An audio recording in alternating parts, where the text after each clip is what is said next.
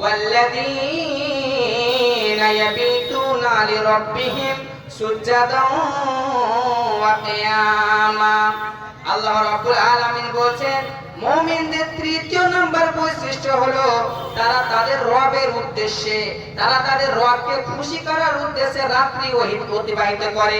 কি রকম অবস্থায়? আল্লাহ তাআলা বলেন সুজদান ওয়া কিয়ামা, সিজদাবনত অবস্থায় এবং কিয়ামের অবস্থায়। অর্থাৎ তারা তাদের রবকে খুশি করার উদ্দেশ্যে রাত্রি অতিবাহিত করে দেয় আল্লাহ তাআলার স্মরণে।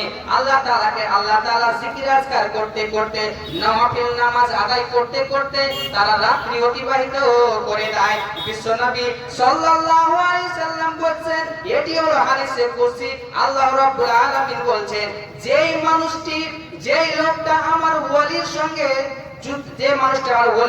দুশমনি করবে, আমি তার সঙ্গে যুদ্ধের এলান করলাম। এরপরে আল্লাহ রাব্বুল আলামিন বলছেন, মানুষদের উপরে যতগুলো আমি ফরজ করে দিয়েছি, যতগুলো ফরজ দিয়েছি, অর্থাৎ তার উপরে 5 ওয়াক্তের সালাত আদায় করতে হবে, এটা আমি ফরজ করে দিয়েছি।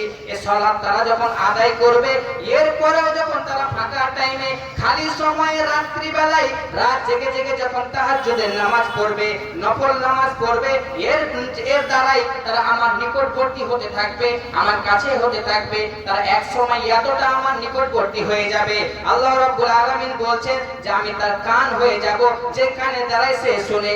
আমি তার হাত হয়ে যাব, যে হাতের দ্বারাই সে ধরে। আমি তার পা হয়ে যাব, যে পায়ের দ্বারাই সে চলাফেরা করে। অর্থাৎ আল্লাহ তাআলা তাকে এতটাই নিকটবর্তী করে নেন যে তার উঠা বসা, তার খাওয়া দাওয়া সবকিছু আল্লাহ তাআলার আয়ত্তে হয়ে যায়। এরপরে আল্লাহ রাব্বুল আলামিন বলছেন, সে যদি আমার কাছে কিছু চায় তখন আমি তাকে অবশ্যই দিই। যদি সে আমার কাছে কিছু চায় তখন আমি তাকে অবশ্যই সেই জিনিসটা দিই। তাহলে মুমিনদের তৃতীয় নাম্বার বৈশিষ্ট্য কি হলো? তারা তাদের রবকে খুশি করার উদ্দেশ্যে রাত্রি অতিবাহিত করে। কেমন অবস্থায়? আল্লাহ বলেন সুজদা ওয়া কিয়ামা, সিজদামনত অবস্থায় এবং কিয়ামের অবস্থায়।